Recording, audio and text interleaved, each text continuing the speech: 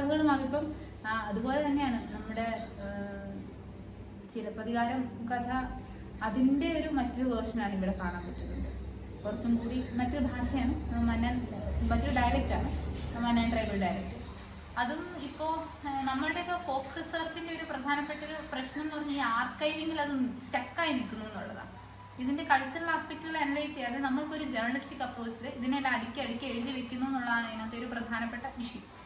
അപ്പോൾ കഥ ഇങ്ങനെ പോകുമ്പോൾ അതിനകത്ത് കണ്ണകി ഓൾറെഡി ഒരു ദൈവിക പരിവേഷമുള്ള ആളാണ്.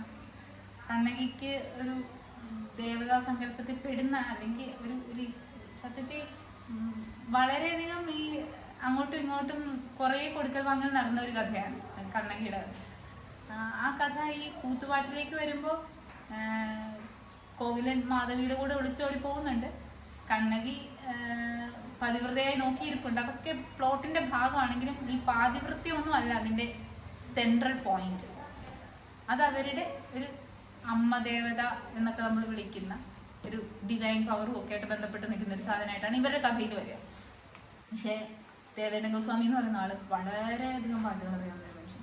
അദ്ദേഹമാണ് എനിക്ക് തോന്നുന്നു ജനകീയ ആസൂത്രണ പദ്ധതിയുടെ ഭാഗമായിട്ട് കാഞ്ചാർ ഗ്രാമപഞ്ചായത്ത് കൂത്തുപാട്ടുകളെ എഴുതി അത് മുഴുവൻ കളക്ട് ചെയ്ത് 16 പേരോ മറ്റോ അടങ്ങുന്ന ഒരു സംഘത്തെ വിളിച്ചിരുത്തി അവർ രാത്രി പകലും ഒരു ക്യാമ്പ് പോലെ നടത്തി ഇത് ഡോക്യുമെന്റ് ചെയ്തു. ശ്രീ ദേവേന്ദ്ര ഗോസ്വാമി മരിച്ചുപോയി, പാട്ട് പാടുന്ന പലരും മരിച്ചുപോയി.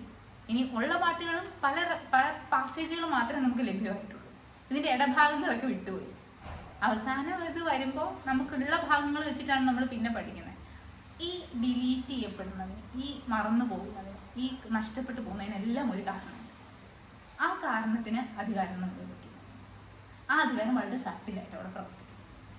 ഇതാണ് അതിനകത്തെ ഏറ്റവും ബേസിക് യുക്തി എന്ന് എനിക്ക് തോന്നുന്നു. കഥകളെ പറ്റി പഠിക്കുമ്പോൾ, ഇമേജുകളെ പറ്റി പഠിക്കുമ്പോൾ, സ്കൾച്ചറിനെ പറ്റി കൾച്ചറൽ ലാംഗ്വേജ് കുറച്ചു മുമ്പ് സാറ് പറഞ്ഞ പോലെ അഭയമുദ്ര ചിന്മുദ്രയാവുന്നത് ഒക്കെ ഈ ഒരു സട്ടിലിറ്റിയുടെ ഭാഗമാണ്. അധികാരം സട്ടിലായിട്ട് തന്നെയാണ് പ്രവർത്തിക്കുന്നത്. അധികാരം എപ്പോഴും വടിയും വാളും കൊണ്ട് വരണമെന്ന് നിർബന്ധമില്ല. അത് പ്രവർത്തിക്കുന്നത് ഭാഷയ്ക്കകത്താണ്, അത് പ്രവർത്തിക്കുന്നത് കലയ്ക്കകത്താണ്, അത് പ്രവർത്തിക്കുന്നത് നമ്മളുടെ വളരെ ദൈനംദിന ജീവിതത്തിനകത്ത് പറയുന്ന വാമൊഴി കഥകൾക്കകത്താണ്. അതുകൊണ്ടാണ് ഈ വാമൊഴി ചരിത്രം ലോക്കൽ ഹിസ്റ്റോറിയോഗ്രഫിക്ക് ഇമ്പോർട്ടൻ്റ് ആവുന്നത്. ഇല്ലെങ്കിൽ നമുക്ക് എഴുതിയ ചരിത്രം മാത്രം മതി. എഴുതിയ ചരിത്രം എന്ന് പറഞ്ഞാൽ ഇത് എന്താ പറയുക, സോൾഡിഫൈ ചെയ്ത് കണ്ടൻസ്ഡ് ആയ ചരിത്രമാണ്. അതിന് പുറത്തേക്ക് സാറ് പറഞ്ഞ പോലെ ചരിത്രങ്ങളുണ്ട്, ഓരോ വ്യക്തിയുടെ കയ്യിലും ചരിത്രമുണ്ട്. അപ്പോൾ അത് ഈ വാമൊഴി വഴക്കത്തിൻ്റെ ഭാഗമായിട്ടുള്ള ചരിത്രങ്ങളെയും ട്രീറ്റ് ചെയ്യേണ്ട മെത്തഡോളജിയിലാണ്. ഇപ്പം നമ്മുടെ പ്രശ്നം ഏതാണ്, ലോക്കൽ ഹിസ്റ്റോറിയോഗ്രഫി പലപ്പോഴും ഇപ്പോൾ ജേർണലിസ്റ്റിക് അപ്രോച്ചിൽ ചെന്ന് ഇടിച്ചു നിൽക്കും. ഇവിടെ ഇന്ന പോലൊരു പാട്ടുണ്ടായിരുന്നു എന്ന് പറഞ്ഞ് പാട്ടിനെ ഡോക്യുമെൻ്റ് ചെയ്യും, അടയ്ക്കും. അവിടെ പുസ്തകം അടച്ചാൽ അവിടെയാണ് റിസർച്ച് തുടങ്ങുന്നത്. സത്യത്തിൽ ആ ഒരു തരത്തിലുള്ള അപ്രോച്ചിനെ ഇവിടെ കാണാൻ പറ്റുന്നു എന്നുള്ളതാണ് അതിനകത്ത് ഏറ്റവും ഇൻട്രസ്റ്റിംഗ് ടേക്ക്.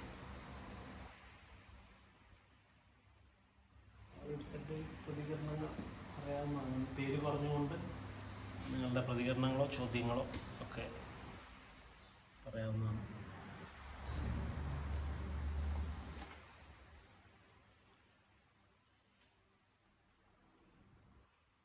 അല്ലെങ്കിൽ നന്ദന.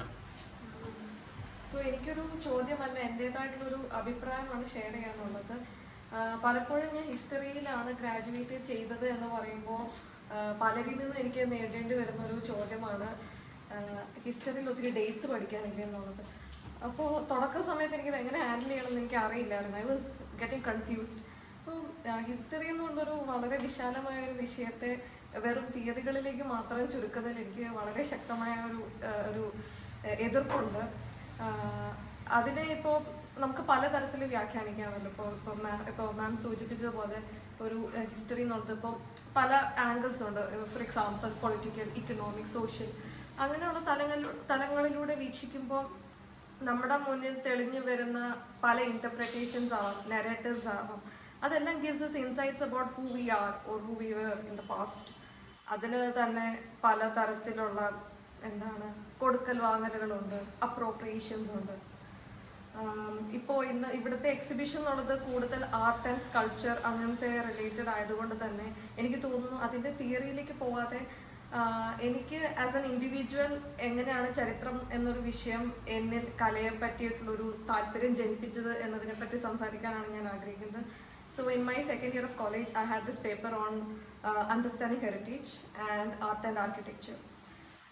അപ്പോൾ അതൊരു സ്കിൽ എൻഹാൻസ്മെന്റ് കോഴ്സ് ആയിരുന്നു. ബട്ട് അതായിരുന്നു എനിക്ക് തോന്നുന്നു അറ്റ് സം ഇൻസ്റ്റൻസ് ബാക്കി സബ്ജക്റ്റിനെ പറ്റി പഠിക്കുന്നതിനേക്കാളും കൂടുതലും ഒരു ഇന്ററാക്റ്റീവ് സ്റ്റൈലായിരുന്നു. നമുക്ക് നമ്മുടെ ഒരു എന്താണ് അപ്രോച്ചിനെ മാറ്റിയെടുക്കാനും. ഇപ്പോൾ ഒരു എക്സാമ്പിൾ പറയാനാണെന്നുണ്ടെങ്കിൽ നമ്മൾ മോണ്യുമെന്റ്സ് എല്ലാം വിസിറ്റ് ചെയ്യുമ്പോൾ പല മോണ്യുമെന്റ്സും അവിടെ അത് മര്യാദയ്ക്കല്ല അപ്കീപ്പ് ചെയ്യപ്പെടുന്നത്. ഇപ്പോൾ മോണ്യുമെന്റ്സിലെല്ലാം പലതരത്തിൽ ഇങ്ങനെ എഴുതിയിടുമല്ലോ, അത് ഒട്ടും ഒരു റെസ്പെക്റ്റ് ഇല്ലായ്മ, ചരിത്രത്തെ എങ്ങനെ നമുക്കൊരു ഒരു ഹിസ്റ്ററി സ്റ്റുഡൻ്റ് എന്ന രീതിയിൽ അതിനെ കാണുമ്പോൾ നമുക്ക് വളരെയധികം വിഷമം തോന്നും. I feel ashamed to see the way how the remains of history is not being preserved. അപ്പോൾ അതുണ്ട്. പിന്നെ അത് ഒരു പക്ഷെ നമുക്ക് അതിൻ്റെതായ ഒരു ഫെസിലിറ്റീസിൻ്റെ ഒരു അഭാവം കൂടി ആയിരിക്കാം. ഇപ്പോൾ ഞാൻ കേരളത്തിൽ അധികം അത്തരം മോണ്യുമെന്റ്സ് വിസിറ്റ് ചെയ്തിട്ടില്ല. But to the places that I have been in Delhi, അവിടെ കൂടുതലും നമുക്കൊരു സെക്യൂരിറ്റി റിലേറ്റഡ് ഉണ്ട്. അപ്പം അതിൻ്റെതായിട്ടുള്ള ഒരു പ്രിസർവിങ്ങും ഉണ്ടാവണം. I am not really sure. പക്ഷെ ഇവിടുത്തെ അത്ര പോലെ അവിടെ ഞാൻ ഇങ്ങനെ കുത്തി വരച്ചിട്ട് കണ്ടിട്ടില്ല. അതിൻ്റെ reason I am not really able to figure out. പിന്നെ ഇപ്പോൾ art and architecture again I am not someone who was really into paintings. പക്ഷെ നൗ ഐ ആം. അതിനൊരു താങ്ക്സ് എനിക്ക് പറയാനുള്ളത് is to the subject of history. Because again we had this topic on analysing paintings. ഇപ്പോൾ തുടക്കത്തിൽ എനിക്കത് പഠിച്ചു വരുമ്പോൾ എനിക്കത് ഭയങ്കര മടുപ്പുള്ളൊരു വിഷയമായിരുന്നു. കാരണം കൂടുതലും ഇപ്പോൾ മാം സൂചിപ്പിച്ചതുപോലെ തന്നെ ഡിസ്ക്രിപ്റ്റീവ് ടോൺ ഉണ്ടായിരുന്നു പലതരത്തിലും. ഇപ്പോൾ this person is riding a horse, ഇങ്ങനെയാണ്, അങ്ങനെയുള്ള രീതിയിലൊക്കെ പോകുമ്പോൾ I didn't see a point in finding all those descriptions. അതിന് ആ പെയിൻറ്റിങ് കൂടുതൽ എന്താണ് പറയുന്നത് എന്നതിനെ പറ്റി എക്സ്പ്ലെയിൻ ചെയ്തിട്ട് തരാനും സിലബസിൽ കവർ ചെയ്യാനുള്ളൊരു ഒരു സമയപരിമിതി ഉണ്ടല്ലോ, അതിൽ കൂടുതലായിട്ട് പോകാൻ സാധിച്ചിട്ടില്ലെന്നാണ് എനിക്ക് തോന്നുന്നത്. പക്ഷെ ഗ്രാജുവലി പല പെയിൻറ്റിങ്സ്, ഇപ്പോൾ തഞ്ചാവൂർ പെയിൻറ്റിങ്സ് ആവാം, മുഗൾ മിനിയേച്ചർ പെയിൻറ്റിങ്സ്, എനിക്ക് വളരെ ഇഷ്ടമാണ് മിനിയേച്ചർ പെയിൻറ്റിങ്സിനെ പറ്റിയിട്ട് പഠിക്കാനായിട്ട്. അഗെയിൻ എനിക്ക് കേരള റിലേറ്റഡ് ഹിസ്റ്ററി ഞാൻ അത്രയ്ക്ക് ഫെമിലിയർ അല്ല. ഞാൻ എന്നെ തന്നെ ഫെമിലിയറൈസ് ചെയ്തുകൊണ്ടിരിക്കുകയാണ്. ആർട്ട് റിലേറ്റഡ് പറയുമ്പോൾ അഗെയിൻ നമുക്ക് പഠിക്കാനുള്ളത് രവിവർമ്മയെ പറ്റിയിട്ടാണ്. എനിക്ക് ആകെ ഫെമിലിയർ ആയിട്ടുള്ള കേരള റിലേറ്റഡ് ഒരു ആർട്ട് എന്ന് പറയുന്നത് രവിവർമ്മയുടെ പെയിൻറ്റിങ്സ് തന്നെയാണ്. ആൻഡ് അഗെയിൻ അതിലെ portrait of women for me was really അതിലെങ്ങനെയാണ് വിമൻ ഒരു പ്രൈവറ്റ് സ്പിയറിൽ തന്നെ കൂടുതലും പലതരത്തിലൊരു മദർ ഫിഗർ അല്ലെങ്കിൽ ഒരു കെയർ ഗിവിങ് രീതിയിലാണ് കൂടുതൽ പോർട്രേ ചെയ്യപ്പെട്ടിട്ടുള്ളത്. ഇപ്പോൾ ഫോർ എക്സാമ്പിൾ ഒരു പെയിന്റിങ്ങിന് പറയാനാണെങ്കിൽ ഇപ്പോൾ അമ്മയും കുഞ്ഞുള്ള അച്ഛൻ ഇതാ വരുന്നു സംതിങ്, അങ്ങനെയുള്ള ഒരു പെയിന്റിങ് എല്ലാം തന്നെ the women are being portrayed as mother അല്ലെങ്കിൽ അങ്ങനെയുള്ളൊരു തരത്തിൽ lovers and I feel like അതിലൊരു പ്രൈവറ്റ് സ്പിയറിന് പുറത്ത് സ്ത്രീകൾ അധികം റെപ്രസെന്റ് ചെയ്യപ്പെടാത്തൊരു രീതിയിലുള്ളൊരു പെയിന്റിംഗ് ആണ് അത്തരം ഒരു രവിവർമ്മ ഇതിലെന്നാണ് എൻ്റെ ഒരു വിലയിരുത്തൽ വരുന്നത്. അപ്പോൾ ഫോർ മീ എനിക്ക് ഇപ്പോൾ ഞാനിവിടെ ഇപ്പോൾ the exhibition on the relation between history and the Buddhism and Kerala അതിലേക്ക് വരുമ്പോഴും ഇവിടെ എനിക്ക് പെയിന്റിങ്സ് കാണാനും അതേസമയം പിക്ചേഴ്സ് ഓൺ സ്കൾപ്ചേഴ്സ് ഇത് രണ്ടും കാണാൻ സാധിച്ചതിൽ എനിക്ക് ഒരുപാട് സന്തോഷമുണ്ട്. എൻ്റെ കൂടുതൽ interest are in to sculptures. Yesterday also I was discussing the same with doctor Ajay about Gandhara and Madras schools of art. ഞാനും അതിനെ പറ്റിയിട്ടാണ് കൂടുതലായിട്ട് ഫെമിലിയർ ആയിട്ടുള്ളത്. ലൈക്ക് എങ്ങനെയാണ് പല ബുദ്ധ തന്നെ പലതരത്തിൽ എങ്ങനെയാണ് ഡെപിക്ട് ചെയ്യപ്പെട്ടിട്ടുള്ളത്. ഇപ്പോൾ ഗാന്ധാരയിലോ മധുരയിലോ കാണുന്ന തരത്തിലായിരിക്കില്ലല്ലോ ബുദ്ധൻ നമ്മുടെ കേരളത്തിൽ. ഇപ്പോൾ കരുമാടിക്കൂട്ടൻ്റെ കാര്യം പറയുമ്പോഴും ഫീച്ചേഴ്സ് വളരെയധികം വ്യത്യസ്തമാണ്, ന്യൂആൻസ്ഡ് ആണ്. നമ്മൾ കൂടുതൽ ശ്രദ്ധിക്കുമ്പോൾ പല പല ഇൻട്രിക്കേറ്റ് ആയിട്ടുള്ള ലെയേഴ്സ് വിസിബിൾ ആവുന്നത്. അപ്പോൾ എനിക്ക് ഇവിടെ ഞാൻ പ്രസന്റ് ആവാനുള്ളൊരു കാരണം is because of the subject of history. ഞാൻ ഒരു തരത്തിലും എനിക്ക് വരയ്ക്കാനുള്ളൊരു കഴിവ് ഇല്ല. പക്ഷെ ഒരു വര അല്ലെങ്കിൽ ഒരു ചിത്ര പ്രദർശനങ്ങൾ അതിലേക്കൊരു താല്പര്യം എനിക്ക് ജനിപ്പിച്ചത് അതിലെ ചിത്രങ്ങളിലെ അല്ലെങ്കിൽ പ്രദർശനങ്ങളിലെ രാഷ്ട്രീയം അതിനെ പറ്റിയിട്ട് കൂടുതൽ മനസ്സിലാക്കാനും അതിനെപ്പറ്റി ഇതുപോലുള്ള സ്പേസസിൽ സംവദിക്കാനുള്ള ഒരു താല്പര്യം ജനിപ്പിച്ചത് ചരിത്രമാണ്. അപ്പോൾ അത്തരം ചരിത്രത്തെ പറ്റിയിട്ടുള്ള സംഭാഷണങ്ങളും സംവാദങ്ങളും ഇതുപോലെ നടക്കുന്നത് നല്ലൊരു കാര്യമാണ്. അത് ഇനിയും ഒരുപാട് സ്പേസസിന് നടക്കണം എന്ന് തന്നെയാണ് ആഗ്രഹിക്കുന്നത്. ഐ മീൻ കൂടുതൽ ലാർജർ പാർട്ടിസിപ്പേഷനിലൂടെ. പിന്നെ എനിക്ക് പോയിന്റ് ഔട്ട് ചെയ്യാനുള്ള ഒരു കാര്യം എന്നുള്ളത്, one thing that I noticed is that the lack of representation of people from the student community. ഇന്ന് ഇവിടെ സ്റ്റുഡൻസ് ഉണ്ട്, പക്ഷെ പൊതുവെ ഞാൻ ഇവിടെ കോട്ടയത്ത് ഞാൻ ഇതുപോലുള്ള പ്രോഗ്രാംസ് ഞാനിങ്ങനെ കണ്ണിൽ എണ്ണ ഒഴിച്ച് ഇങ്ങനെ കാത്തിരിക്കുന്ന ഒരാളാണ്. ഇവിടെ ഇങ്ങനെ ആർട്ട് റിലേറ്റഡ് മാത്രമല്ല അല്ലാതെയുള്ള പ്രോഗ്രാംസ് ആണെങ്കിലും ഞാൻ ശ്രദ്ധിച്ചിട്ടുള്ള ഒരു കാര്യം എന്നുള്ളത്, ജനറൽ പബ്ലിക്കിന് വേണ്ടിയിട്ടുള്ള പ്രോഗ്രാംസ് വളരെ കുറവാണ്. കോളേജുകളിൽ ഉണ്ടായിരിക്കാം, പക്ഷെ for the general public to access വളരെ വളരെ വളരെ ലിമിറ്റഡ് ആണ്. അപ്പോൾ അത് കൂടുതൽ സ്റ്റുഡൻറ് കമ്മ്യൂണിറ്റിയിൽ നിന്നും ആളുകൾ ഉണ്ടാവണം എന്ന് ഞാൻ അതിയായി ആഗ്രഹിക്കുന്നു. So that history as a subject, not just about dates, കൂടുതൽ അതിലെ രാഷ്ട്രീയം, അതിനെ പറ്റിയിട്ടുള്ള കൂടുതൽ വിഷയങ്ങൾ ചർച്ച ചെയ്യാനുള്ള ഒരു സ്പേസസ് ഉണ്ടാവണം. സോ ദാറ്റ് ഈ യങ്ങർ ജനറേഷൻസ് ഇപ്പം എനിക്ക് ഏറ്റവും കൂടുതൽ ഞാൻ നേരത്തെ സൂചിപ്പിച്ചതുപോലെ തന്നെ മോണ്യുമെന്റ്സ് ഇങ്ങനെ അലങ്കോലപ്പെടുത്തുന്ന എനിക്ക് വളരെ ദേഷ്യവും എനിക്ക് നിസ്സഹായതയും എല്ലാം തോന്നുന്ന ഒരു കാര്യമാണ്. അപ്പം അങ്ങനെയൊന്നും ചെയ്യാതിരിക്കാനുള്ള ഒരു മനസ്സുണ്ടാവുന്ന ഒരു സമൂഹം, അത് നമ്മൾ ബിൽഡ് ചെയ്തെടുക്കണം. അപ്പോൾ അതിനെല്ലാം തന്നെ ഇങ്ങനെ ഒരു സ്പേസസിലൂടെ നമ്മളെ തന്നെ അവബോധം സൃഷ്ടിക്കുകയാണ്, നമ്മളെങ്ങനെ കണ്ടക്ട് ചെയ്യണം in a space of history.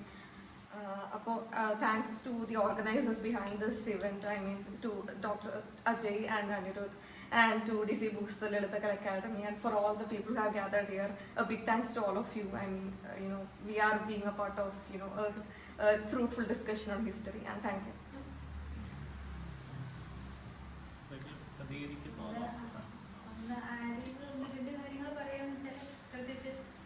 നമ്മൾ വാൻഡലിസത്തെ പറ്റി പറഞ്ഞു വരുമ്പോൾ അത് ചരിത്രത്തെക്കുറിച്ചുള്ള ഒരു ഇഗ്നോറൻസ് അല്ലെങ്കിൽ അറിവില്ലായ്മ മാത്രമല്ല, ഇത് വളരെ ഒരു സൈഡിൽ വളരെ പൊളിറ്റിക്കലായിട്ട് നടക്കുന്നൊരു കാര്യമാണ്. അപ്പം കുറച്ച് മുമ്പ് ഡോക്ടർ അജയ് ശേഖരനോട് സംസാരിച്ചുകൊണ്ടിരുന്നപ്പോൾ നമ്മൾ അയ്യപ്പൻ കോവിലിലെ അമ്പലത്തിനെ പറ്റി പറഞ്ഞല്ലോ. വർഷങ്ങൾ പഴക്കമുണ്ട്. ഇതിനെ കല്ലുകൾ ഉപയോഗിച്ചിരുന്ന കല്ലുകൾ ഇപ്പോൾ ഈ അന്നദാനത്തിന് വേണ്ടിയിട്ട് അടുപ്പുണ്ടാക്കാനായിട്ട് ഉപയോഗിക്കുന്നുണ്ട്. കുറച്ച് കഴിഞ്ഞപ്പോൾ അതിൻ്റെ പെയിൻറ്റ് കല്ലുകൾക്ക് ഫുള്ള് വൈറ്റും മറ്റേ സാഫ്രനൈസ് ചെയ്തു. ഇത് ഒരു സൈഡ് നടക്കുമ്പോൾ വാൻഡലിസം പല തരത്തിൽ നടക്കുന്നുണ്ട്. ഇപ്പം ഇത്തരത്തിലുള്ള ഇഗ്നോറൻസിന്റെ പോലുള്ള വാൻഡലിസം അത് സ്കൂളിൽ പഠിപ്പിച്ചുകൊണ്ട് മാറുമെന്ന് എനിക്ക് തോന്നുന്നില്ല. അത് ഭയങ്കര അതും ഈ പറഞ്ഞതുപോലെ വളരെ പരക്കെയുള്ള ഒരു എന്താ പറയാ, നമ്മൾ പറയും നമ്മൾ റെസ്പോൺസിബിൾ സിറ്റിസൺസ് ആവണം, റെസ്പോൺസിബിൾ ടൂറിസം എന്നൊക്കെ നമ്മൾ പറയും. പക്ഷെ എത്ര പേര് ചരിത്രത്തെ പറ്റിയിട്ട് ഇൻട്രസ്റ്റഡ് ആണെന്നുള്ളത് ചോദിച്ചിട്ടുണ്ട്. ചിന്തിക്കുക എന്നുള്ളത് ഒരിക്കലും ഒരു പോപ്പുലർ എൻഡവർ ആണെന്ന് എനിക്ക് തോന്നിയിട്ടില്ലായിരുന്നു. അപ്പം സ്റ്റുഡൻറ് കമ്മ്യൂണിറ്റിയുടെ അണ്ടർ റെപ്രസെൻറ്റേഷനെ പറ്റി പറയുമ്പോൾ തന്നെ ഈ സ്റ്റുഡൻറ് കമ്മ്യൂണിറ്റിയിൽ ഈവൻ ഒരു സോഷ്യൽ സയൻസ് സബ്ജക്റ്റിൽ ഈ ഹ്യൂമാനിറ്റി സബ്ജക്റ്റിൽ പഠിക്കുന്ന ഒരാൾക്ക് തന്നെ ഈ സബ്ജക്റ്റിൽ പഠിക്കുന്നതും അതിനപ്പുറത്തേക്ക് ഒരു കരിയർ ഓപ്ഷനും അപ്പുറത്തേക്ക് ഇതിനെ പറ്റിയിട്ടുള്ളൊരു ധാരണയോ ഒരു പൊളിറ്റിക്കലി എൻഗേജ് ചെയ്യാനായിട്ടുള്ളൊരു എന്താ പറയുക ഒരു അത്തരത്തിലുള്ള ഒരു റിഗർ ഉണ്ടോ എന്നുള്ള ഒരു ചോദ്യം ഇവിടെ ഉണ്ട്. അത്തരം റിഗർ ഉണ്ടായാൽ മാത്രമല്ലേ ഇത് ഉണ്ടാവുള്ളൂ. അപ്പോൾ എനിക്ക് ഇത്തരം പരിപാടികളും ഇത്തരം ചർച്ചകളും ഒക്കെ ഒരു മൈനോറിറ്റി എൻഡവർ ആണെന്നും അതങ്ങനെ പോകുള്ളൂ എന്നാണ് എൻ്റെ ഇപ്പോഴത്തെ ഒരു അണ്ടർസ്റ്റാൻഡിങ്. അത് ശ്രമിക്കുന്നത് വളരെ നല്ല കാര്യമാണെന്ന് ഇരിക്കെ തന്നെ ചിന്ത ഒരിക്കലും ഒരു പോപ്പുലർ എൻഡവർ ആയിരുന്നില്ല എന്നുള്ള ഒരു കാര്യം. രണ്ട്, വാൻഡലിസം പല തട്ടിലുണ്ടെന്നും അതിനകത്തും വളരെ പൊളിറ്റിക്കലായ, അത് പറയാൻ വിട്ടുപോയതാണ്, വളരെ പൊളിറ്റിക്കലായ ചില വാൻഡലിസം മാത്രമല്ല, മുമ്പ് പറഞ്ഞ പോലെ ബുദ്ധനെ കൈവച്ച് പിടിപ്പിക്കാൻ പോയ ഒരു ടൂറിസ്റ്റ് യുക്തിയും അവിടെ പ്രവർത്തിക്കുന്നുണ്ട്. നമുക്ക് പോളിഷ് ചെയ്ത ഹിസ്റ്ററിയാണ് ഇപ്പോഴും താല്പര്യം. പിന്നെയുള്ള ഒരു കാര്യം, ചരിത്ര എഴുത്തിനെ പറ്റി പറയുമ്പോൾ നമ്മൾ പൊളിറ്റിക്കൽ ഹിസ്റ്ററിനെയും ആർട്ട് ഹിസ്റ്ററിനെയും ഒക്കെ ഇങ്ങനെ നമ്മൾ മാറ്റി വെച്ച് പഠിക്കുമ്പോൾ തന്നെ ഇതിനൊക്കെ ഒരു ഇന്റർഡിസിപ്ലിനാരിറ്റി ഉണ്ട്. ആ ഇന്റർഡിസിപ്ലിനാരിറ്റിയിൽ ഇതിനെ അഡ്രസ്സ് ചെയ്യാൻ മറന്നു പോകുമ്പോൾ അവിടെ നമ്മൾ കൾച്ചറലി ഇതിനെ അഡ്രസ്സ് ചെയ്യാൻ പറ്റാണ്ട് പോകും. നമ്മുടെ പൊളിറ്റിക്കൽ ഹിസ്റ്ററിക്ക് പറ്റിയതാണ് ഇന്ന വർഷം ഇന്ന രാജാവ് ഉണ്ടായിരുന്നു എന്നുള്ള രീതിയിൽ പൊളിറ്റിക്കൽ ഹിസ്റ്ററി പഠിച്ചു വന്നത്, അല്ലെങ്കിൽ ഇന്ന രാജാവിൻ്റെ പോളിസീസ് ഇന്നതായിരുന്നു, അത് ഇന്ന പ്രശ്നങ്ങൾ ഉണ്ടാക്കി എന്ന് വരെ പറയും. അവിടെ ഒരു ജെൻഡർ സ്റ്റഡീസുകാരനൊന്ന് ഏർപ്പെട്ടാലെങ്കിലും ഉണ്ടാവും. അവിടെ ഒരു കാസ്റ്റ് ക്രിട്ടീക്ക് ഉണ്ടായാലും ഉണ്ടാവും. ചരിത്രത്തിൻ്റെ ജെൻഡർ ക്രിട്ടീക്കും കാസ്റ്റ് ക്രിട്ടീക്കും ഒക്കെ ഉണ്ടായാലുണ്ട്. അപ്പോൾ എപ്പോഴും ചരിത്രം ഒരു ഇൻ്റർ ഡിസിപ്ലിനറി ആയ മെക്കാനിസമായിട്ട് വർക്ക് ചെയ്താൽ മാത്രമേ അതിന് ഒരു കൾച്ചറലി റെലവൻ്റ് ആയ അല്ലെങ്കിൽ വളരെ സ്ട്രോങ് ആയി പൊളിമിക്കലായിട്ടുള്ളൊരു ഔട്ട്പുട്ട് ഉണ്ടാക്കാനായിട്ട് പറ്റത്തുള്ളൂ. അതല്ലാത്ത പക്ഷം അത് വളരെ text book kind of A thing ആയിട്ട് മാറും. ടെക്സ്റ്റ് ബുക്ക് എപ്പോഴും വളരെ സാനിറ്റൈസ്ഡ് ആണല്ലോ. അപ്പം ഏറ്റവും നന്നായി എഡിറ്റ് ചെയ്യപ്പെടുന്ന ടെക്സ്റ്റ് ബുക്കുകളാണ്. ഒരു ചരിത്രത്തെ നാച്ചുറലൈസ് ചെയ്യുക എന്ന് പറയുന്നതിന് ഏറ്റവും എളുപ്പമുള്ള പരിപാടി ടെക്സ്റ്റ് ബുക്കുകൾ എഡിറ്റ് ചെയ്യുക എന്നുള്ളതാണ്. അത് നല്ല ഭംഗിയായിട്ട് സംഭവിക്കുന്നുണ്ട്. അപ്പോൾ അത്തരത്തിൽ നോക്കുമ്പോൾ ഈ ടെക്സ്റ്റ് ബുക്കുകൾക്ക് അപ്പുറത്തേക്ക് എന്താണ് ചരിത്രം എന്നുള്ള അന്വേഷണത്തിൽ എപ്പോഴും ഇൻ്റർ ഡിസിപ്ലിനറി ആയ റിസർച്ചുകൾ നടക്കുക എന്നുള്ളതാണ്. അതിന് കൾച്ചറൽ ആർട്ടിഫാക്റ്റ് എപ്പോഴും മൂവിങ് ആണ്, എപ്പോഴും ഫ്ലക്സിലാണ് നിൽക്കുക. അതിൻ്റെ അവസ്ഥ എപ്പോഴും ഈ ചലിക്കുന്ന അവസ്ഥയിലാണ്, എപ്പോഴും മാറിക്കൊണ്ടിരിക്കും. അപ്പം അതിനെ അഡ്രസ്സ് ചെയ്യണമെങ്കിൽ നമുക്ക് ചലിക്കുന്നൊരു മെത്തേഡ് വേണം. അപ്പോൾ ഓടിച്ചിട്ട് പിടിക്കാൻ പറ്റണം. അപ്പം ആ ഓടിച്ചിട്ട് പിടിക്കണമെങ്കിൽ എപ്പോഴും അതിനൊരു ഇൻ്റർ ഡിസിപ്ലിനാരിറ്റി ഉണ്ടാവണം എന്നുള്ളത് തന്നെയാണ്. അപ്പോൾ being A student of literature, ഒരേ സമയം ലിറ്ററേച്ചർ സ്റ്റുഡൻ്റ് ആയിരിക്കുകയും അതേസമയം ആർട്ട് ഹിസ്റ്ററിയിൽ ഒരു ഇൻ്റർ ഡിസിപ്ലിനറി റിസർച്ച് നടത്തുകയും ചെയ്യുന്ന ഒരാളെന്നുള്ള നിലയ്ക്ക് എനിക്ക് മനസ്സിലായ കാര്യം, ഞാൻ വായിച്ചു വരുമ്പോൾ എനിക്ക് ഈ ഒരു ഡിസിപ്ലിനെ കൊണ്ട് ഈ ഒരു ഫിനോമിനെ അഡ്രസ്സ് ചെയ്യാൻ പറ്റില്ല എന്നുള്ളതാണ്. അതിപ്പം കേരളത്തിൻ്റെ ബുദ്ധമത പാരമ്പര്യത്തെപ്പറ്റി നമ്മൾ പറയുമ്പോൾ ഒരു ആർക്കിയോളജിയുടെ പിൻബലം വേണം.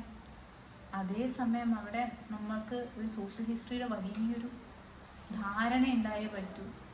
അവിടെ വിഷ്വൽ ആർട്ടിൻ്റെ ഒരു വലിയ പിൻബലം വേണം.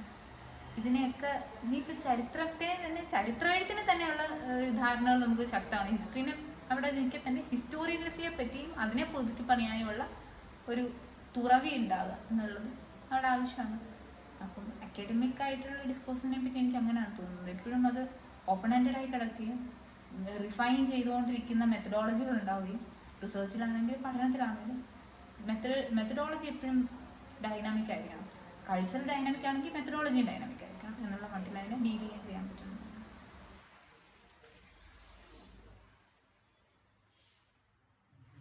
ഹൃദ്യ പറയുന്നു പരിചയപ്പെടുത്തിയിട്ടാണ്. ഞാൻ ഹൃദ്യ, റിസർച്ച് സ്കോളറാണ് എം ജി യൂണിവേഴ്സിറ്റിയിൽ, ഇംഗ്ലീഷിലാണ്. ഇപ്പോൾ ഹിസ്റ്ററിയുടെ ഒരു കാര്യം പറഞ്ഞതിൽ കുറച്ചും കൂടി ഇപ്പം റിസർച്ച് ചെയ്യുമ്പോൾ ഇപ്പം ഞാൻ ഒരു ഇംഗ്ലീഷ് സ്റ്റുഡൻ്റാണ്. പക്ഷേ ഇതുപോലെ എൻ്റെ റിസർച്ച് ഏരിയ എന്ന് പറയുന്ന ഒരു പ്ലേസാണ്. അപ്പം അങ്ങനെ രീതിയിൽ ആ സ്പേസിനെ പഠിക്കുന്ന സമയത്ത് ഇതുപോലെ ഹിസ്റ്ററിയിലുള്ള അത്യാവശ്യം മുതിർന്ന ആളുകളുടെ അടുത്ത് സംസാരിക്കുമ്പം അവർ കൂടുതലും ഇതെടുക്കണോ എന്നുള്ള രീതിയിൽ എൻ്റെ അടുത്ത് ചോദിച്ചിട്ടുണ്ടായിരുന്നു. അതായത് കുറച്ചും കൂടി മെറ്റീരിയലിസ്റ്റിക് ആയിട്ടുള്ള എവിഡൻസിൻ്റെയും അതുപോലെ പീരിയഡ് ഐഡൻറ്റിഫൈ ചെയ്യാൻ പറ്റാത്തതിൻ്റെ കുഴപ്പങ്ങളൊക്കെയാണ് അവരത് പറഞ്ഞത്. അപ്പോൾ ഞാനിങ്ങനെ പറഞ്ഞിരുന്നു, ഞാനിത് ആ രീതിയിലല്ല ഇതിനെ അപ്രോച്ച് ചെയ്യുന്നത്. ഒരു കൾച്ചറൽ സ്റ്റഡീസിൻ്റെ ഒരു ആസ്പെക്റ്റിലാണ്, ഒരു ഫ്രെയിം വർക്കിലാണ് ഞാനിത് വർക്ക് ചെയ്യാൻ ഉദ്ദേശിക്കുന്നത്. നറേറ്റീവ്സ്, അതായത് ഒരു സ്ഥലത്തെക്കുറിച്ച് നമ്മളിപ്പോൾ ഒരു ഹിസ്റ്ററിയിൽ ഇത് പറയുമ്പം ഡോമിനൻ്റായിട്ട് നിൽക്കുന്ന അല്ലെങ്കിൽ പലരും പുറത്തേക്ക് വിടാൻ നമ്മൾ ആളുകൾ അറിയണമെന്ന് ആഗ്രഹിക്കുന്ന രീതിയിലുള്ളൊരു നറേറ്റീവ് മാത്രമാണ് പുറത്തേക്ക് നിൽക്കുന്നത്.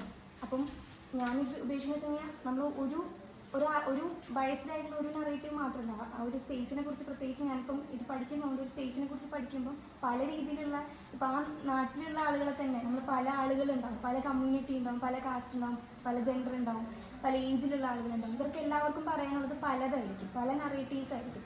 ഇപ്പം ഒരു എക്സാമ്പിൾ കൊടുങ്ങല്ലൂരിനെ കുറിച്ച് പറയുകയാണെങ്കിൽ, ഇപ്പോൾ കൊടുങ്ങല്ലൂർ ഭരണിയെ കുറിച്ച് പറയുകയാണെങ്കിൽ തന്നെ പല ഇൻ്റർപ്രിട്ടേഷൻ, പല നറേറ്റീവ്സ് ഉണ്ട് പലതിനെക്കുറിച്ച്. ഇപ്പം അവിടുത്തുകാർക്ക് പറയാനുള്ളത് മറ്റൊരു നറേറ്റീവ് ആയിരിക്കും. ഇപ്പം കൊടുങ്ങല്ലൂർ ക്ഷേത്രത്തെക്കുറിച്ച് തന്നെ പറയുകയാണെങ്കിൽ ഒരു പാരമ്പര്യം നമുക്ക് ഇതുപോലെ പല രീതിയിലും നമ്മൾ ആ ഒരു നറേറ്റീവ് നമ്മൾ കേൾക്കുന്നു. പക്ഷേ അത് എത്രത്തോളം ഇത്ര പേർക്ക് അറിയാമെന്നുള്ളതൊരു ഫാക്റ്റാണ്. പിന്നെ അതുപോലെ ഈ പറഞ്ഞ പോലെ ഭരണി എന്നുള്ളൊരു ആ ഒരു ഫെസ്റ്റിവലിന് തന്നെ ഈ പറഞ്ഞ പോലെ അവിടെ ഉണ്ടായിരുന്ന ബുദ്ധ സന്യാസികളെ ഓടിക്കാൻ വേണ്ടിയിട്ടാണ് ഇതുപോലെ അവിടെ നിന്ന് അവിടെ പോയി അതുപോലെ തെറി പറഞ്ഞ് അവിടെ നിന്ന് ഓടിക്കാൻ വേണ്ടിയിട്ടുള്ള ആ ഒരു പാരമ്പര്യമാണ് ഈ രീതിയിലൊരു ഫെസ്റ്റിവലായി മാറിയെന്നുള്ളൊരു നറേറ്റീവും കൂടി ഉണ്ട്, നിലനിൽക്കുന്നുണ്ട്. അപ്പം ഇതെത്ര പേർക്കറിയാം? ഇത് നമ്മൾ അറിയണമെങ്കിൽ പറഞ്ഞ പോലെ ഒരു അതിനുള്ളിലേക്ക് ഇറങ്ങി പല രീതിയിലുള്ള നറേറ്റീവ്സിനെ എടുത്താൽ മാത്രമേ അല്ലാതെ ഒരു മെറ്റീരിയൽ എവിഡൻസുകൾ വെച്ച് മാത്രം നമ്മൾ നോക്കിക്കഴിഞ്ഞാൽ ഇത്തരത്തിലുള്ള കാര്യങ്ങൾ നമുക്ക് പുറത്തേക്ക് അറിയാൻ പറ്റില്ല. അപ്പം ഒരു റീജിയണൽ ഹിസ്റ്ററി എന്ന് പറയുന്നത് വളരെയധികം ഇമ്പോർട്ടൻ്റ് ആണ്. അതുപോലെ ഹെറിറ്റേജ് നമ്മൾ ക്യാരി ചെയ്യുന്ന ഒരു സാധനമാണ് ഹെറിറ്റേജ്. അതാണ് ഹിസ്റ്ററിയും ഹെറിറ്റേജും തമ്മിലൊരു ഡിഫറൻസ് എന്ന് പറയുന്നത്. നമ്മൾ എന്ത് ക്യാരി ചെയ്യുന്നു, എന്ത് ക്യാരി ചെയ്യപ്പെടുന്ന ആരാ തീരുമാനിക്കുക എന്നുള്ളത് മറ്റൊരു കാര്യമാണ്. അപ്പം ഇത്തരത്തിലുള്ള അനലിറ്റിക്കൽ സ്റ്റഡീസ് നടന്നാൽ മാത്രമേ നമുക്ക് പുതിയ കാര്യം എന്താ പറയുക മറ്റൊരു രീതിയിൽ പ്രൊഡക്റ്റീവായിട്ട് അത് ചെയ്യാൻ പറ്റുള്ളൂ. അല്ലാതെ ഇതുപോലെ നമുക്ക് അവിടെ നിന്ന് കുഴിച്ചിട്ടൊന്നും കിട്ടിയില്ല, അതുകൊണ്ട് അവിടെ നിന്നും ഇല്ല എന്നുള്ള രീതിയിൽ ഒരു അനുമാനത്തിലെത്തുന്നതിൽ അർത്ഥമില്ല എന്നാണ് എനിക്ക് തോന്നുന്നത്.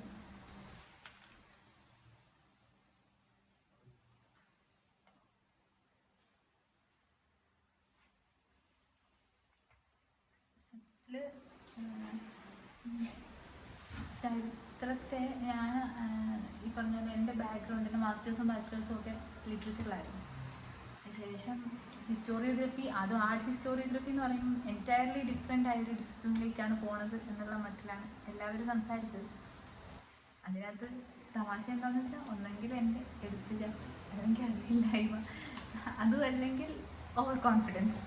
അപ്പം മൂന്നാമത്തേതാണെന്ന് ഞാനങ്ങ് കരുതി സമാധാനിക്കുന്നു. അങ്ങനെയാണ് പരിപാടിക്ക് ഇറങ്ങി തിരിച്ചത്. അപ്പോഴാണ് മനസ്സിലായത് ഹിസ്റ്റോറിയോഗ്രഫി എന്നുള്ള ഹിസ്റ്ററി പഠിച്ച ആളുകളുണ്ട്, ഹിസ്റ്ററി പഠിച്ച ആളുകൾ അപ്രോച്ച് ചെയ്യുന്ന രീതിയുണ്ട്. ഈവൻ ഒരു ആർട്ടിസ്റ്റ് ഉണ്ടാകും, ഒരു BFA MFA കോഴ്സ് കഴിഞ്ഞ ആർട്ടിസ്റ്റ് വന്നിരുന്നു ആ ഹിസ്റ്ററിനെ പറ്റി പഠിക്കും. ഇതെല്ലാം വാലിഡാണ്, ഒരറിവും റദ്ദാക്കപ്പെടുന്നില്ല. ഇതിനെല്ലാത്തിനും പലതരത്തിലുള്ള ഔട്ട്കമ്മുകളുണ്ട്. ഔട്ട്കം ഉണ്ടെന്ന് മാത്രമല്ല പലതരത്തിലുള്ള കൺക്ലൂഷനുകളിലേക്കാണ് എത്തുന്നത്. കൺക്ലൂഷനുകളില്ല, ഇത് എപ്പോഴും ഓപ്പൺ എൻഡഡ് ആണ്. ഇത് ഒരിക്കലും ഹ്യൂമാനിറ്റീസ് റിസർച്ചിനെ പറ്റി നമ്മൾ ഏറ്റവും ബേസിക് ആയിട്ട് മനസ്സിലാക്കുന്നത് നമ്മളൊരു പേറ്റന്റ് എടുക്കാനോ ഒരു കൺക്ലൂഷനിലെത്താനോ ഉള്ള റിസർച്ച് അല്ല എന്നുള്ളത്. It is A process. അപ്പോൾ ഒരു ആർട്ടിസ്റ്റ് മുന്നോട്ട് വയ്ക്കുന്നത്, ഇപ്പം എനിക്ക് ഉറപ്പാണ് ഞാൻ ഇവിടെ നിന്ന് സംസാരിച്ച കാര്യങ്ങളേ ആയിരിക്കില്ല ഒരു ആർട്ട് ഹിസ്റ്റോറിയൻ അല്ലെങ്കിൽ ഒരു ആർട്ട് ഹിസ്റ്ററി ബാക്ക്ഗ്രൗണ്ടിൽ നിന്ന് ഒരു BFA MFA ഡിഗ്രി കഴിഞ്ഞാൽ, അല്ലെങ്കിൽ ഈവൻ ഒരു ഇൻഡിപെൻഡൻറ്റ് റിസർച്ചർ, ആർട്ടിൽ ഫോക്കസ് ചെയ്യുന്ന ഒരു ഇൻഡിപെൻഡൻറ്റ് റിസർച്ചർ, അത്തരം ബാക്ക്ഗ്രൗണ്ട് ഉള്ള ഒരാൾ വന്നാൽ ഇറ്റ് ക്യാൻ ബി ഡിഫറെൻറ്റ്.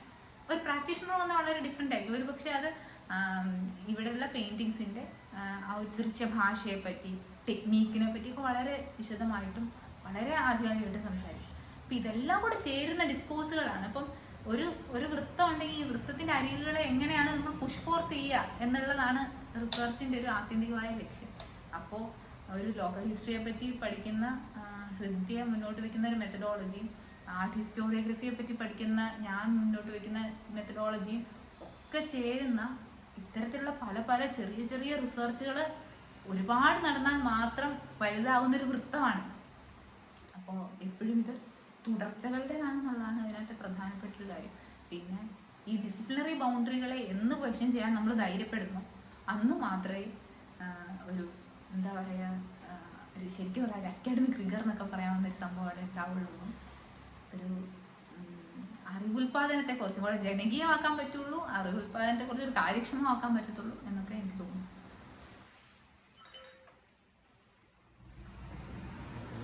ഒന്ന് പരിചയപ്പെടുത്തിക്കൊണ്ട് പറയുക.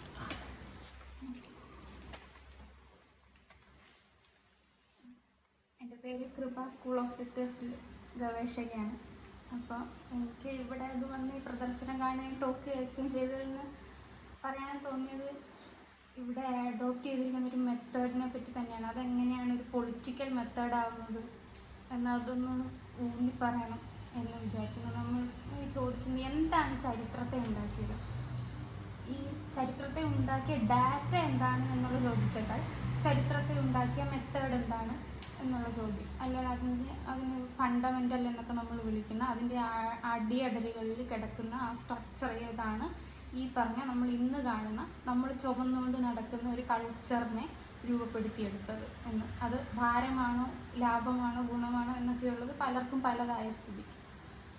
അങ്ങനെ നോക്കുമ്പോൾ ഈ ഒരു അക്കാഡമിയിൽ നിൽക്കുന്ന ഒരാൾ അല്ലെങ്കിൽ അങ്ങനെ നിൽക്കുന്ന കുറച്ച് പേര് ചിത്രം വരയ്ക്കണോ, ഫോട്ടോഗ്രാഫ് പ്രദർശിപ്പിക്കണോ, എഴുതിക്കൂടെ, ഇതിനെപ്പറ്റി നിങ്ങൾക്ക് ഡിസ്ക്രിപ്റ്റീവായിട്ട് സംസാരിക്കാമല്ലോ എന്നൊക്കെയുള്ളത് അങ്ങനെ വളരെ പലയിടത്തും ഇങ്ങനെ കേൾക്കാതെ കേൾക്കുന്ന അന്തരീക്ഷത്തിൽ മുഴങ്ങുന്ന ചില ചോദ്യങ്ങളാണ്. അപ്പോൾ എന്തിനാണ് ഈ ആർട്ട് കൊണ്ടും അല്ലെ ഫോട്ടോഗ്രാഫ് കൊണ്ടുമൊക്കെ ഒരു കൗണ്ടർ നറേറ്റീവ് ഉണ്ടാക്കുന്നത്, ഇതിനോട് പ്രതികരിക്കുന്നത്. കൗണ്ടർ നറേറ്റീവ് എന്നുള്ളതിനേക്കാൾ ഞാനിതിനൊരു കൗണ്ടർ മെത്തഡോളജി എന്ന് വിളിക്കാനാണ് ഉദ്ദേശിക്കുന്നത്. ഈ ഒരു ബേസിക് മെത്തഡോളജി ഉണ്ട്. അതായത് എന്തോ നഷ്ടപ്പെട്ടു പോയതിനെ വീണ്ടെടുക്കുക എന്നുള്ളതൊന്നുമല്ല, ഇവിടെ ഉണ്ടായിരുന്നതിനെ അഡ്രസ്സ് ചെയ്യുക എന്നുള്ളൊരു പൊളിറ്റിക്കൽ ആക്ടിൻ്റെ ഭാഗമാണത്. ഈ ഉണ്ടായിരുന്നതിനെ ഇല്ല എന്ന് ആക്കിയത് എങ്ങനെ, ഈ നശിപ്പിച്ചതിൻ്റെയും ഇതിനെ മണ്ണിട്ട് മൂടിയതിൻ്റെയും ഒരു മെത്തേഡ് ഉണ്ടല്ലോ, അത് ഈ പറഞ്ഞതുപോലെ ഉണ്ടാക്കി വെച്ച സ്കൾപ്ചേഴ്സ് നശിപ്പിക്കുക, അല്ലെങ്കിൽ ചിത്രങ്ങളോ എന്താണെന്ന് വെച്ചാൽ എന്തിനെയാണോ നശിപ്പിച്ചത് അതിനെ വീണ്ടെടുക്കുക എന്നുള്ളത് വളരെ ഡയറക്റ്റായ ഒരു ഇതിന് നേരെ ഫേസ് ടു ഫേസ് നിൽക്കുന്ന പോലെ ആക്റ്റാണെന്നാണ് ഞാൻ വിചാരിക്കുന്നത്. പിന്നെ അതുപോലെ ഈ ലോക്കൽ ഹിസ്റ്ററി, നമ്മൾ ലോക്കൽ ഹിസ്റ്ററി എന്ന് പറയുന്ന ഒരു പ്രദേശത്തിൻ്റെ ഹിസ്റ്ററി എന്നുള്ള അർത്ഥത്തിലുള്ള ചെറുതുകളുടെ ചരിത്രം എഴുതുക എന്നുള്ള രീതിയിൽ നോക്കുമ്പോൾ ഇത് ഒരു മാതൃകയാണ്. ഇതുപോലെ പലതുമുണ്ട്, ആ പലതിനെ വീണ്ടെടുക്കാനുള്ള ഒരു മാതൃക ഇത് എന്നുള്ള രീതിയിൽ ഒരു പുതിയൊരു രീതി, ഒരു മാതൃക മുന്നോട്ട് വയ്ക്കുക എന്നുള്ളത് കൂടിയാണ് ഇതിൻ്റെ പ്രാധാന്യം എന്ന് ഞാൻ വിചാരിക്കുന്നു. പിന്നെ ഈ ഇതൊക്കെ ഈ പെയിൻറ്റിങ്ങും ഫോട്ടോഗ്രാഫും ഒക്കെ ഒരു ചരിത്രരചനയ്ക്കുള്ള ആർട്ടിഫാക്റ്റാണ് എന്നുള്ളത് അത് ഇപ്പോൾ ആ ഒരു ചോദ്യം, അതായത് ഏറ്റവും പുതിയ പഠനങ്ങളുടെ കാലത്ത് അത് ചോദിക്കുമോ എന്നറിയില്ല, എന്നാലും ഇപ്പോഴും നമ്മുടെ നാട്ടിൽ ചോദിക്കാൻ സാധ്യതയുള്ളതാണ്. ഇതൊക്കെ ഒരു ആർട്ടിഫാക്റ്റാണ്, ഇതൊരാൾ ഇൻ്റർപ്രറ്റ് ചെയ്ത് ഒരാൾ സൃഷ്ടിച്ചതല്ലേ. അങ്ങനെയല്ല, ചരിത്രത്തിലെ എല്ലാ ആർട്ടിഫാക്റ്റുകളെയും ഇൻ്റർപ്രറ്റ് ചെയ്യുന്നതാണ്. ഏതെങ്കിലുമൊക്കെ കാലത്തിലിരുന്ന് ഇൻ്റർപ്രറ്റ് ചെയ്ത് തന്നെയാണ് ഈ ചരിത്രത്തെ അട്ടിമറിച്ചതും ഈ ഇൻ്റർപ്രിട്ടേഷനിലൂടെയാണ്. ഈ പറഞ്ഞ നേരിട്ടുള്ള നശിപ്പിച്ച് കളയൽ മാത്രമല്ല, ഇൻ്റർപ്രിട്ടേഷനും കൂടിയാണ് ഇതിനെ അട്ടിമറിച്ചതെങ്കിൽ ഇതിനെ തിരിച്ചെടുക്കാനുള്ളൊരു പൊളിറ്റിക്കൽ മെത്തഡോളജി എന്ന് പറയുന്നത് ഈ പറഞ്ഞതുപോലെ ഇൻ്റർപ്രിട്ടേഷൻ തന്നെയാണ്. അതുകൊണ്ട് വളരെ സ്ട്രോങ് ആയ രണ്ട് മീഡിയമാണ് പെയിൻറ്റിങ്ങും ഫോട്ടോഗ്രാഫിയും എന്ന് വിചാരിക്കുന്നത്. അതാണ് ഇതിൻ്റെ ഒരു പ്രാധാന്യം എന്ന് ഞാൻ വിചാരിക്കുന്നു.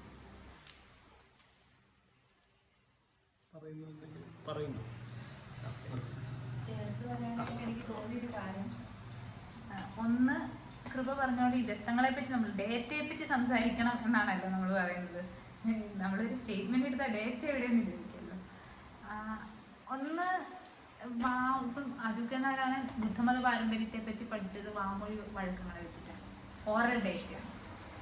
ഈ ഡേറ്റയുടെ ഒത്തൻറ്റിസിറ്റി എന്ന് പറയുന്ന സാധനത്തിനെ കൺസ്ട്രക്ട് ചെയ്തെടുത്തത് ഏതൊക്കെ രീതിയിലാണെന്നുള്ളതിനെ കൃത്യമായി അനലൈസ് ചെയ്യുക എന്നുള്ളത് വളരെ പ്രധാനപ്പെട്ടതാണ്. അപ്പം ഡേറ്റയിൽ നിന്നാണ് നമ്മുടെ റിസർച്ച് തുടങ്ങുന്നതെന്നാണല്ലോ നമ്മൾ വെക്കുന്നത്. അങ്ങനെയാണല്ലോ നമ്മൾ പോയി കാണുക, കണ്ടെടുക്കുക, എടുത്ത് പഠിക്കുക. അപ്പം ഈ കണ്ടെടുക്കാൻ പാകത്തിനുള്ളതാണോ അല്ലയോ എന്നുള്ളതിൻ്റെ റാഷണേല്, അതിനെ പഠിക്കേണ്ടതാണോ പഠിക്കപ്പെടേണ്ടതാണോ അതിനെ സോർട്ട് ചെയ്യുന്നതിൻ്റെ റാഷണേല്, ഇതെല്ലാം അവിടെ പ്രധാനപ്പെട്ടതാണത്. ഒരു പക്ഷേ ഈ നമ്മളുടെ പലതരം വോയിസുകളെ ഇതിന് കൊഹിഷൻ ഇല്ലല്ലോ. ഇപ്പം ഞാൻ പണ്ട് ഈ മനാൻ ട്രൈബൽ കമ്മ്യൂണിറ്റിയെ പറ്റി പഠിക്കാൻ പോയത്, ഒരാളൊരു കഥ പറഞ്ഞു, ഈ കഥയല്ല അടുത്തയാൾ പറയുന്നത്.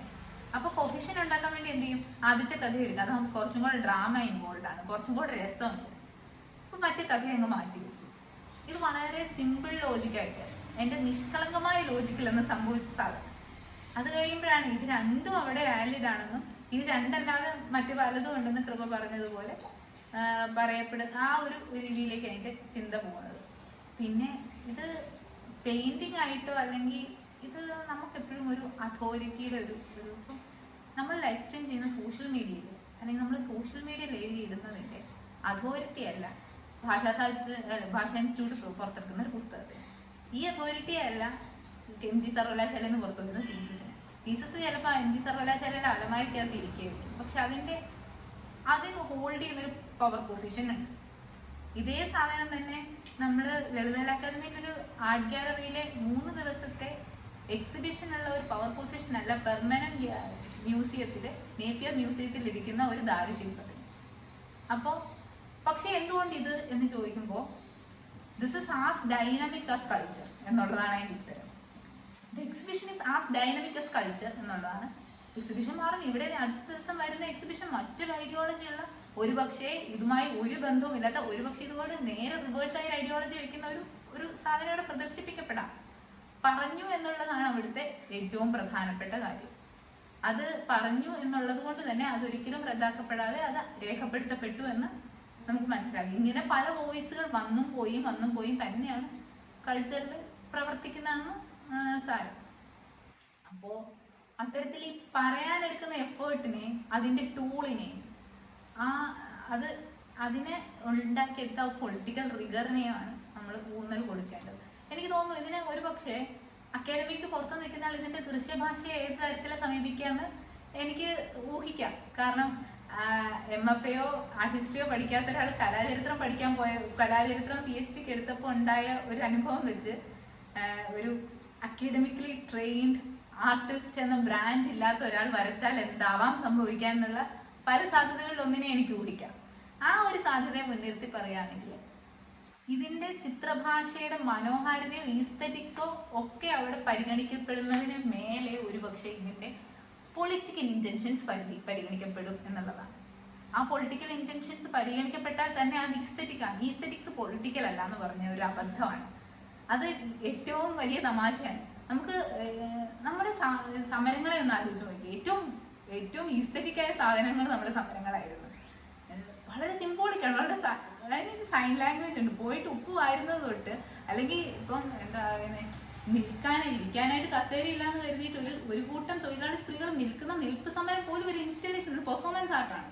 അപ്പം നമ്മുടെ പൊളിറ്റിക്കലായ ഏതൊരു ആക്ടിവിറ്റി അതിൽ തന്നെ ഈസ്തറ്റിക്കാണ്. അതിനകത്ത് നിങ്ങൾ വരച്ച ചിത്രത്തിന്റെ നിറമോ ഉപയോഗിച്ച മീഡിയത്തിന്റെ എക്സ്പെരിമെന്റൽ സ്വഭാവമോ ഒന്നുമല്ല, അത് മുന്നോട്ട് വയ്ക്കുന്ന പൊളിറ്റിക്കൽ സൈഡാണ് അതിന് ഈസ്തറ്റിക് ആക്കുന്നത് എന്നുള്ളതാണ്.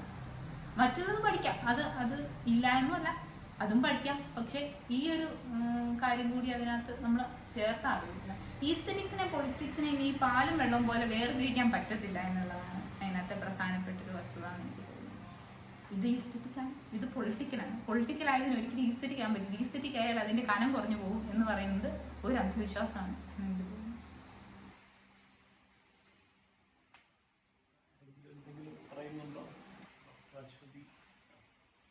നന്ദി പറയുന്നു. നന്ദി പറഞ്ഞു. അവിടെ ഇരുന്നുകൊണ്ട് പറഞ്ഞാൽ മതി, കുഴപ്പമില്ല. നമ്മളെല്ലാവരും ഇരുന്നുകൊണ്ട് സംസാരിച്ചതുകൊണ്ട് നന്ദി പ്രകടനവും ഇരുന്നുകൊണ്ട് ഡോക്ടർ അശ്വതി പറയുന്നതാണ്. ഇപ്പോൾ ഇവിടെ ഒന്ന് ചേർന്നിരിക്കുന്നത് കോതായത്തിൻ്റെ ഒരു കൂട്ടായ്മയുടെ ഭാഗമാണ്. എന്നെ ഇത് അത്ഭുതപ്പെടുത്തിയ ഒരു ചിത്രകല ഇവിടെ ഒരു കൂട്ടായ്മയാണ് എന്ന് തന്നെ ഞാൻ പറയുകയാണ്. കാരണം എങ്ങനെയാണ് സ്വന്തം പ്രതിനിധാനത്തെ രണ്ട് കലാകാരന്മാർ ഇങ്ങനെ അടയാളപ്പെടുത്തുക എന്നത് യഥാർത്ഥത്തിൽ ആശ്ചര്യകരമാണ്. നാളെയിലേക്ക് കേരളീയ ബൗദ്ധ ചിത്രകലയുടെ നാൾവഴികളിൽ ഇന്നത്തെ ചിത്രങ്ങളും ഈ കോതായവും അടയാളപ്പെടട്ടെ എന്നൊരു പ്രതീക്ഷ ഇവിടെ ഞാൻ മുന്നോട്ട് വയ്ക്കുകയാണ്. പിന്നെ എൻ്റേതായൊരു ചിന്ത ഇവിടെ ചേർത്ത് വയ്ക്കാം. പലപ്പോഴും നമുക്ക് ചിത്രങ്ങളുടെ ഒരു പ്രസക്തി, അത് ആ ചിത്രത്തെ അനുഭവിക്കുന്ന അതിൻ്റെ ഒരു കാഴ്ചയിൽ നിന്ന് നമുക്ക് കിട്ടേണ്ട ഒന്നാണ് എന്ന് തന്നെ ഞാൻ പ്രതീക്ഷിക്കുകയാണ്. അതിലൂടെ അതിനകത്തെ ഒരു സാംസ്കാരിക സാധ്യതയും വേദനയും വിലാപങ്ങളും സന്തോഷകരങ്ങളായ കാര്യങ്ങളും ചരിത്രവും ഒക്കെ അതിൽ അടയാളപ്പെടുക, നമ്മളതിനെ അനുഭവിക്കുന്നതിലൂടെയാണ്. അതിനൊരു ടൈറ്റിൽ ശീർഷകം കൊടുക്കുക എന്ന് പറയുന്നത് ആ അനുഭവത്തിലേക്കുള്ള വഴി, കുറച്ച് ഇന്ന വഴിയിൽ മാത്രം നിങ്ങൾ സഞ്ചരിക്കൂ എന്ന് പറയുന്ന ഒരു തലം എന്ന നിലയിൽ ഞാനതിനെ ആദ്യമൊന്ന് വായിച്ചു. പക്ഷേ പിന്നീട് 2 ദിവസങ്ങളോളം തുടർന്ന ഈ ചിത്രകലയുടെ ഈ ഒരു ഈ കൂട്ടായ്മയുടെ ഭാഗമായും ഈ സംസാരങ്ങളുടെ ഭാഗമായും ഒക്കെ മാറിയതിലൂടെ ഒരു കാര്യം മനസ്സിലാക്കുന്നു. ഇത്തരത്തിലുള്ള ഒരു അടയാളപ്പെടൽ, കോതായം, ബൗദ്ധ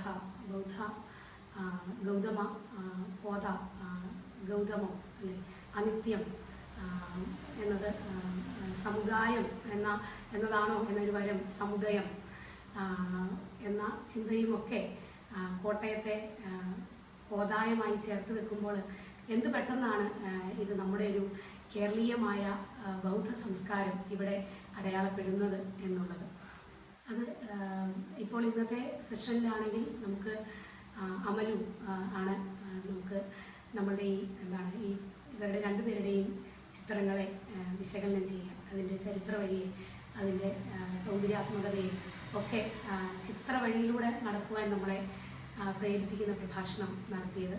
ഇത് യഥാർത്ഥത്തിൽ ഒരു അറിവ് പങ്കുവെക്കലിൻ്റെ, അല്ലെങ്കിൽ തങ്ങളുടെ ചില ചിത്രകലയോടുള്ള അല്ലെങ്കിൽ ചരിത്രത്തോടുള്ള തങ്ങളുടെ നിലപാടുകളെ പങ്കുവയ്ക്കുവാനുള്ള ഒരിടം ആയി മാറി എന്ന് പറയുന്നത് വളരെ സന്തോഷകരമാണ്. ഈ കൂട്ടായ്മയുടെ ഭാഗമായതിനുള്ള സന്തോഷവും രേഖപ്പെടുത്തുന്നു.